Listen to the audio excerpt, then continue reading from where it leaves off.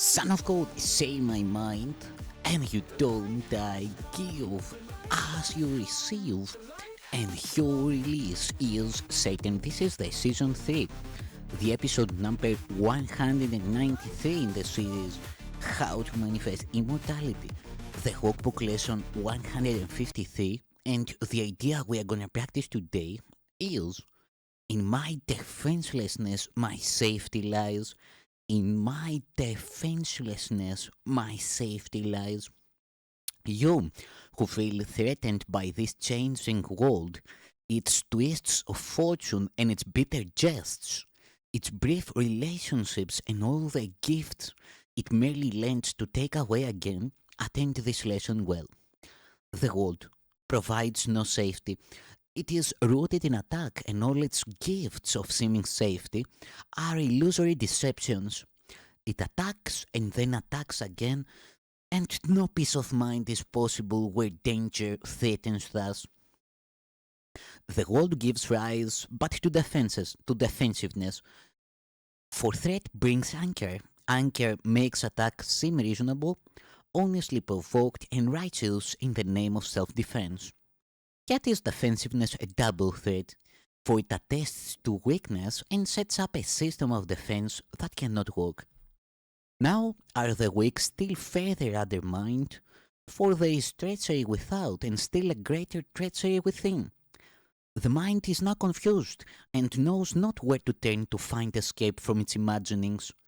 It is as if a circle held it fast, wherein another circle bound it and another one in that, until escape no longer can be hoped for nor obtained.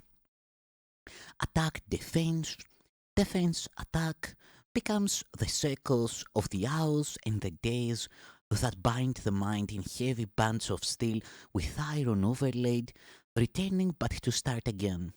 There seems to be no break nor ending in the ever tightening grip of the imprisonment upon the mind. Defenses are the costliest of all the prices which they go would exact. In them lies madness in a form so grim that hope of sanity seems but to be an idle dream beyond the possible.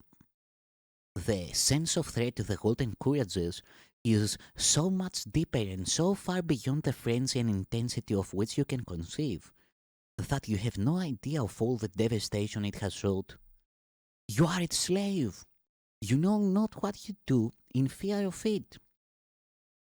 You do not understand how much you have been made to sacrifice who feel its iron grip upon your heart. You do not realize what you have done to sabotage the holy peace of God by your defensiveness. For you behold the Son of God as but a victim of attack by fantasies, by dreams, and by illusions he has made, yet helpless in their presence, needful only of defense by still more fantasies, and dreams by which illusions of his safety comfort him. Defenselessness is strength. It testifies to recognition of the Christ in you.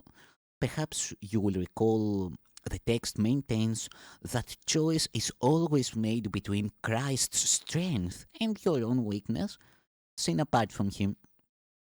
Defenselessness can never be attacked because it recognizes strength so great. Attack is folly, or a silly game a tired child might play when he becomes too sleepy to remember what he wants.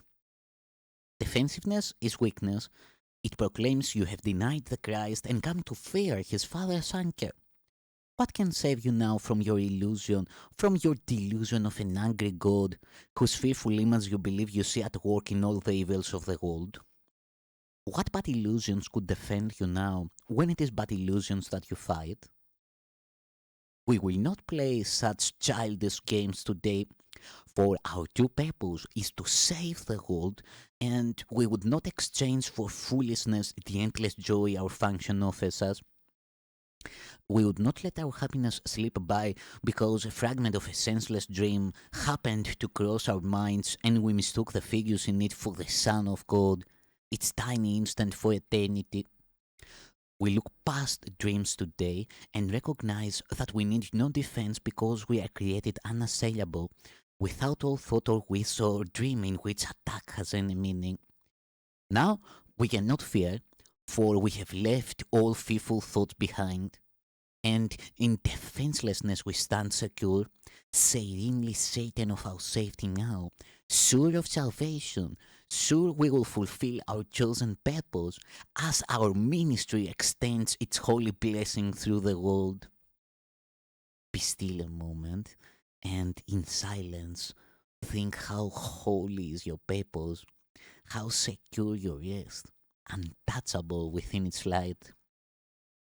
God's ministers have chosen that the truth be with them. Who is holier than they? Who could be surer that his happiness is fully guaranteed? And who could be more mightily protected?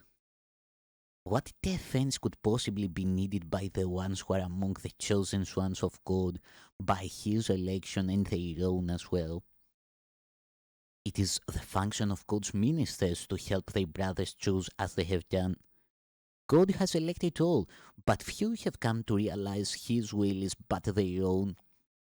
And while you fail to teach what you have learned, salvation waits and darkness holds the world in grim imprisonment.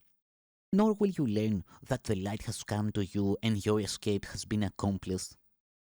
For you will not see the light until you offer it to all your brothers. As they take it from your hands, so will you recognize it as your own. Salvation can be thought of as a game that happy children play. It was designed by one who loves his children and who would replace their fearful toys with joyous games which teach them that the game of fear is gone. His game instructs in happiness because there is no loser. Everyone who plays must win, and in his winning is the gain to everyone ensured. The game of fear is gladly laid aside when children come to see the benefits salvation brings.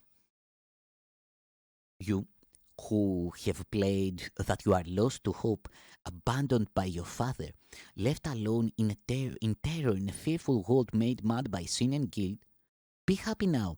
That game is over. Now a quiet time has come in which we put away the toys of guilt and lock our quaint and childish thoughts of sin forever from the pure and holy minds of heaven's children and the Son of God. We pause but for a moment to play our final happy game upon this earth, and then we go to take our rightful place where truth abides and games are meaningless. So is the story ended. Let this day bring the last chapter closer to the world, that everyone may learn the tale he reads of terrifying destiny, defeat of all his hopes. His pitiful defense against a vengeance he cannot escape is but his own deluded fantasy. God's ministers have come to waken him from the dark dreams this story has evoked in his confused, bewildered memory of this distorted tale. Good son can smile at last on learning that it is not true. Today we practice in a form we will maintain for quite a while. We will begin each day by giving our attention to the daily thought as long as possible. 5 minutes now becomes the least we give to preparation for a day in which salvation is the only goal we have. 10 would be better. 15 better still. And as distraction ceases to arise to turn us from our purpose, we will find that half an hour is too short a time to spend with God. Nor will we willingly give less at night in gratitude and in joy. Each hour adds to our increasing peace, as we remember to be faithful to the will we share with God. At times, perhaps a minute, even less, will be the most that we can offer as the hour strikes. Sometimes we will forget. At other times, the business of the world will close on us and we will be unable to withdraw a little while and turn our thoughts to God. Yet, when we can, we will observe our trust as ministers of God in hourly remembrance of our mission and His love. And we will quietly sit by and wait on Him and listen to His voice and learn what He would have us do the hour that is yet to come, while thanking Him for all the gifts He gave us in the one gone by. In time, with practice, You will never cease to think of him and hear his loving voice guiding your footsteps into quiet ways where you will walk in true defenselessness. For you will know that heaven goes with you. Nor would you keep your mind away from him a moment, even though your time is spent in offering salvation to the world. Think you he will not make this possible for you who chose to carry out his plan for the salvation of the world and yours? Today, our theme is defenselessness. We clothe ourselves in it as we prepare to meet the day. We rise up strong in Christ and let our weakness disappear as we remember that His strength abides in us. We will remind ourselves that He remains beside us through the day and He never leaves our weakness unsupported by His strength. We call upon His strength each time we feel the threat of our defenses undermine our certainty of purpose. We will pause a moment as He tells us, I'm here. Your practicing will now begin to take the earnestness of love to help you keep your mind from wandering from its intent. Be not afraid nor timid. There can be no doubt that you will reach your final goal. The ministers of God can never fail because the love and strength and peace that shine from them to all their brothers come from Him. These are His gifts to you. Defenselessness is all you need to give Him in return. You lay aside but what was never real to look on Christ and see His sinlessness. Thanks, Son of God.